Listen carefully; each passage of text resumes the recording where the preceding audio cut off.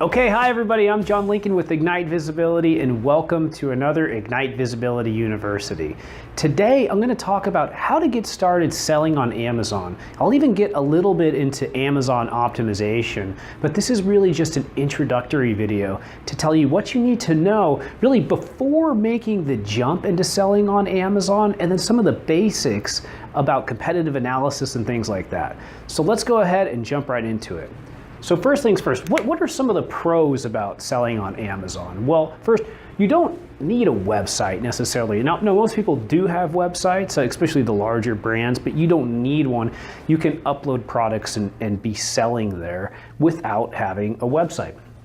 Also, they handle the shipping, the merchant, and the customer. So that you don't need to ship in certain cases if you use FBA, Fulfillment by Amazon.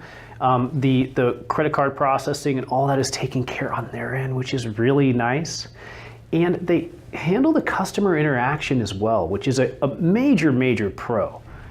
Also, they've got 244 million users who are on Amazon, which is a significant amount compared to many other websites online, and 54 million users that are using Amazon Prime. I use Prime. I'm sure many of you do who are watching this video. It's so easy. People go straight there. In fact, 44% of people, when they go to make a purchase online, go directly to Amazon. That is a huge amount. So Amazon is forcing all of these smaller websites in order to sell through them because they have the larger distribution, okay?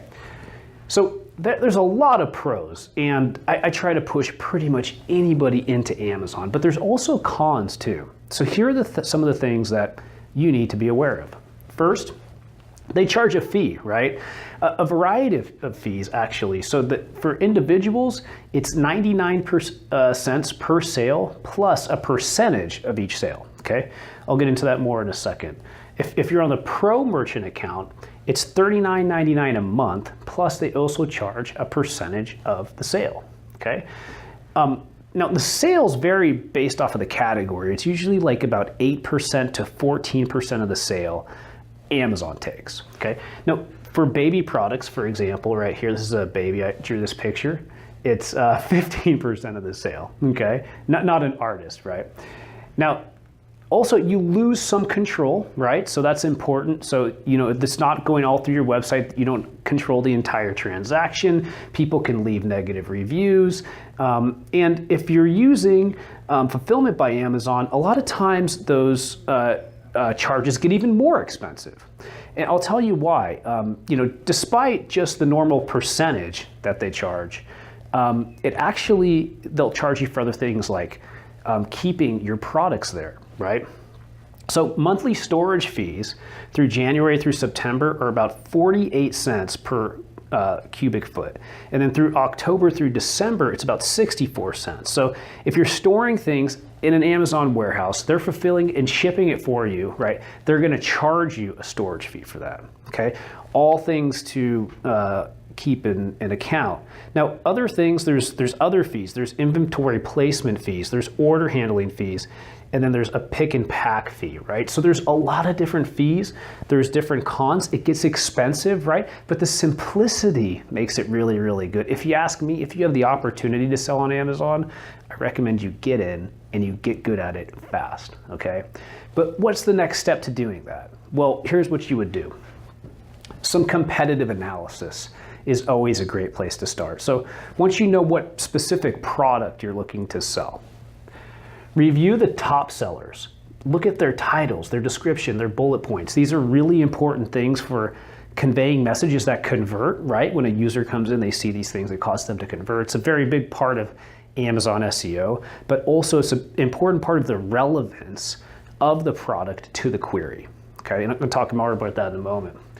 Also, pricing is really important. So I always recommend look at the 10 best performing products in the category. Look at their pricing, look at your product, think about your margins. How do you fit in there? And what's the most competitive price point that you can have? Because pricing is a big factor in sales, of course. What sizes, colors, and bundles do they have? Bundles are huge, right? I just bought a wetsuit. I'm a big surfer. They bundled in a hood for my wetsuit for the winter for a very, very low price and enticed me to buy both at the same time. I'll tell you one more thing, if they would have had booties as well, which I also need, all in one package, that probably would have enticed me to buy even more. So you need to be smart about your bundles. It can help you sell more, and it can also help conversions, right? Also, having multiple products together, don't just sell one red t-shirt, right? Sell that style of t-shirt in a variety of different sizes, a variety of different colors, and make sure that you give people that option so that they just don't bounce off of your product to something else, right? So these are things that you need to think about. Plenty of photos, professional photos, videos, things that can really give the user a good feel for what product you're actually selling so they can see it, they can feel confident in their purchase. That's going to really help your conversion rates. You're going to want to look at what category your competitors are in, what their reviews look like. Specifically, do they have any negative reviews? Can you find a competitive advantage there? Do they have positive reviews? If so, why? Take that and then translate that into what you use to write your titles, descriptions, bullet points, things like that. Okay, and then what's their sales rank? Because their sales rank is an indicator of how successful they've been on Amazon. So make sure that you're looking at products that have high sales ranks, that are best sellers, to use to do your competitive analysis and then transfer over to your own product optimization. Okay, so there's your competitive analysis. We talked about the pros and cons, but let's get into just a little bit about Amazon search engine optimization, what goes into it. And I'm not going to cover everything in this video. That's going to be in the next video, but just to kind of give you a taste. Really what it comes down to is the optimization of the individual product, right?